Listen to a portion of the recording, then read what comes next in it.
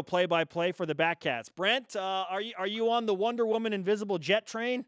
Yeah, I would like to do that. That sounds like a lot of fun. I haven't seen the movie yet, but you guys have convinced me I need to see it now.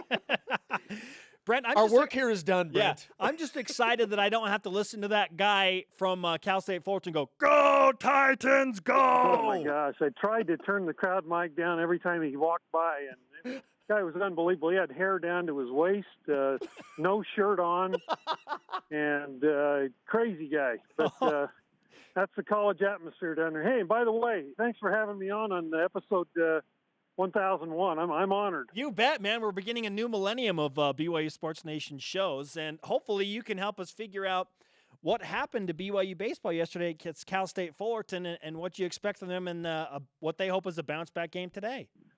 You know, I think it was I think BYU came in a little bit tight. I really do. I mean, it's been 15 years.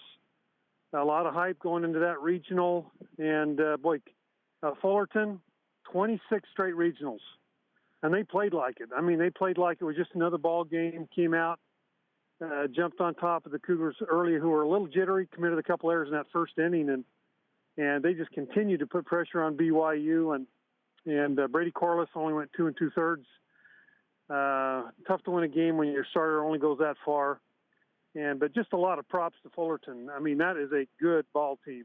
That's probably the best team we've played this year by far, the way they played. And so a lot of props to them. Hopefully the Cougars, who, they've done it this year, they bounce back well, hoping for a good bounce-back performance today. Brent, you mentioned the pitching yesterday. Brady Corliss has had such a fantastic year, and I understand that he didn't win his game in the WCC tournament, but he pitched very good. Why do you think he struggled yesterday? I think he was, if Brady struggled this year, it's been with his command. And yesterday it sounds funny, but he almost threw too many strikes. Everything up in the zone, and Fullerton made him pay. They were up, they were ready, and very aggressive with the plate. And then their guy is so good, probably the best pitcher we faced the whole year. Went 7 innings, had 8 strikeouts. Not overpowering, but just a dynamic slider that he could throw in any count, any location. And, that was really the difference in the ballgame. I mean, you look at the 2 starters. Seabold went 7 innings, gave up 8 hits, only 2 runs, 8 strikeouts. And he was as good a pitcher as we've seen. He's projected in the top 3 rounds of the draft here in the next week or so. Brent Norton, the radio play-by-play voice for BYU Baseball, joining us from Northern California, getting set to call game number 2 between BYU and Sacramento State today on BYU Radio, 4 Eastern, 2 Mountain Time. The Cougars managed 8 hits, led by Brock Hale, who continued his hot batting, but only scored 2 runs. What do you expect from BYU Baseball and their offense today against Sac State? Cougars really need to get going in the top of the order. They were 1 for 12, the top 3 hitters. Brennan Anderson, leadoff hitter, got a hit his last at bat, but both Sneeman and Chauncey were hitless. Kringlin had a base hit, and then Brock just continues his torrid ways now, hitting .414 on the year. Good grief. Brock Hale just having an enormous year. So they've got to get some base runners. We've seen it all year long, very productive when they get guys on base. The bottom part of that order is dynamic, led by Bronson and Favero, especially. He's been really hot as of late. Had a couple of hits yesterday, knocked in a run with a double. And so it's all about base runners. I think the really key thing today, guys, the Cougars need to get off to a good start in all 3 phases. They need to pitch it well, they need to play some defense, and they need to score early. Get their confidence going, and I think they'll be just fine. What type of team will BYU be facing today in Sacramento State? Sacramento State finished 4th in the WAC, just ahead of UVU. Their strength is the pitching for sure.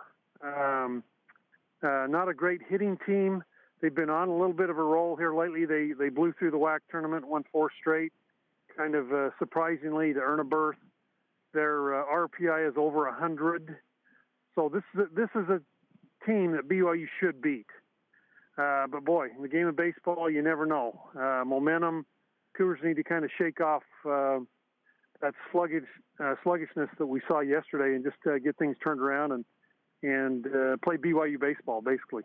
What was the temperament of Mike Littlewood and Trent Pratt and Jeremy Thomas and the coaching staff after yesterday's disappointing loss? They weren't happy. They were not happy with the Cougars' mental. I think their mental approach. I sat with Mike last night during the Stanford Sac State game, of which Stanford won that game by a score of 10-0. And he's still kind of licking their wounds, trying to figure out what they were going to do differently. They weren't happy. Their expectations are very high, as we all know. Coach Littlewood, pretty intense guy, and the team knows. Everybody knows what they need to do today. I mean, it's been a long season. They've been through their ups and downs this year, and it's just another one of those you got to kind of dig down and get after it and play the game the way they played it the whole year. Our Twitter question today deals with meeting or exceeding expectations. With what BYU baseball has done and what they've accomplished, has that met your expectations? Did you expect them to be here, or is it exceeded your expectations what they've been able to accomplish? I think it met my expectations. I think I went into the season personally thinking that we would get to a regional this year with the kids we had coming back.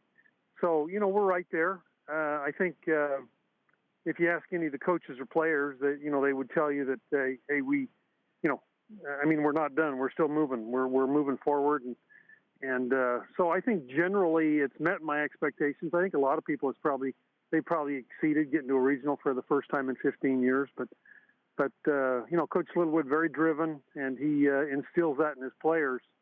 And the expectations are very, very high for these guys, and hopefully they can get this turned around today here in a couple hours and get off to a great start and win this one and advance into tomorrow's action. Brent, you've been doing this for a long time. How has this been for you as the radio play-by-play voice in terms of an overall experience?